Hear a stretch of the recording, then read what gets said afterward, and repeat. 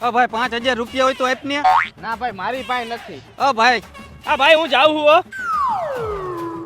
એક કામ કર, આની પાસે હોય ને તો માગી લે. હવે એની પાસે હું માગે? એનું મોઢું જોઈને એમ લાગે છે કે એનું બેંકમાં અકાઉન્ટ નહીં હોય. તું બોલ્યો હે? તું શું બોલ્યો? આલે તારા ગૂગલ પે નંબર આમાં નાખ. હાલે ભાઈ.